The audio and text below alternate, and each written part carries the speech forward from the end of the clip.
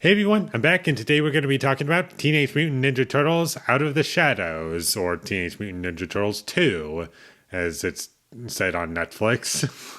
And this movie is directed by Dave Green, and it came out in 2016, and it has all of the same cast reprising their roles in this film. And just like the first movie, I didn't really think this movie was anything special. I think it was maybe slightly better than the first, even if that isn't saying all that much. It's definitely much more fan servicey than the first movie. They introduce a lot of characters into this film, and there's being Casey Jones, Krang, Rocksteady, and Bebop. And with all those characters added in, you would think that this movie would be a lot more fun than it actually was.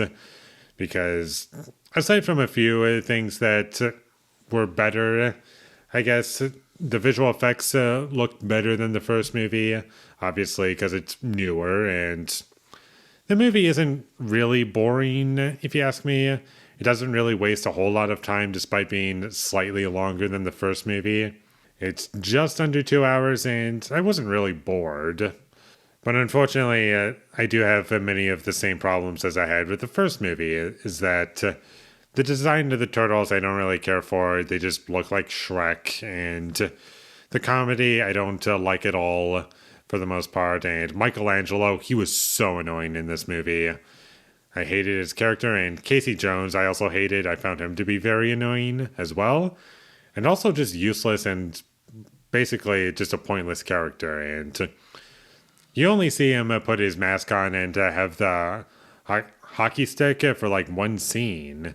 And that's it. And he never puts it on again. It's just like they threw all that in just for the trailer and nothing else. Tyler Perry was also in this movie. He was pretty annoying, and his character was pretty useless and had nothing to do.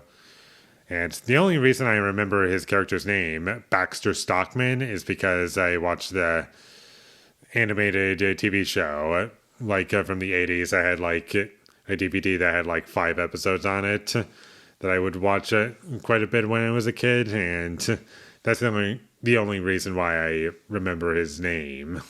And the entire movie just felt way too goofy for a film that was taking itself pretty seriously. And these two tones just don't mix with each other.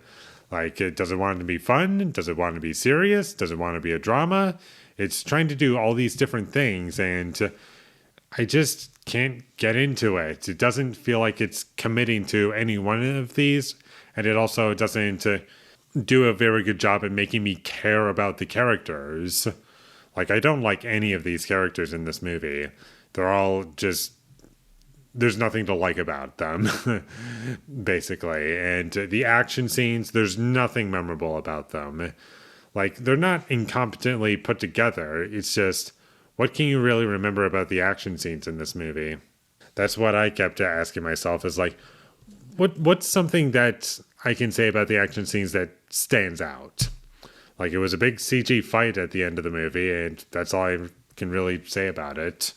The whole subplot of the turtles wanting to be human was kind of annoying and didn't need to be in the movie at all.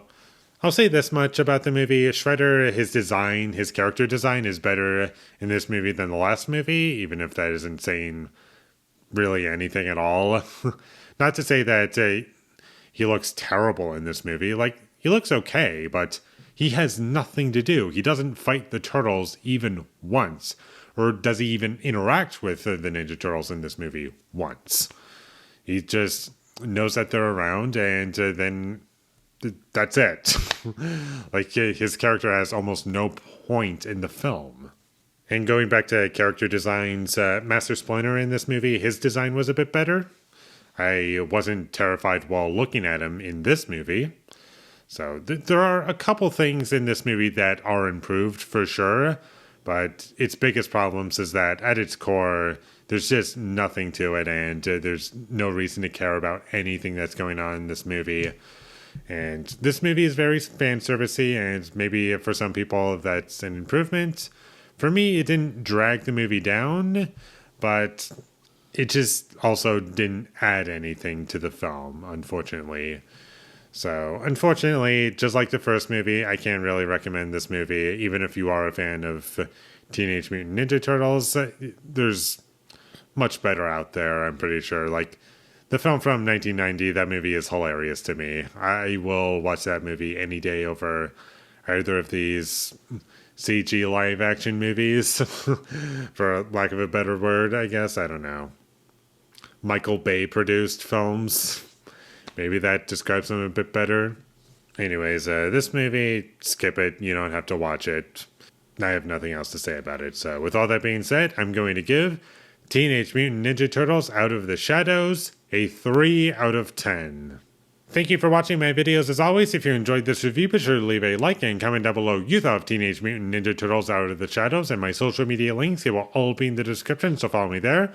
And last but not least, subscribe to be a part of Foley Nation, and I'll see you when I get my next review up, and that is going to be for King Kong from 1933, the original. So look forward to that, but until I get that up, thank you for watching and have a great day.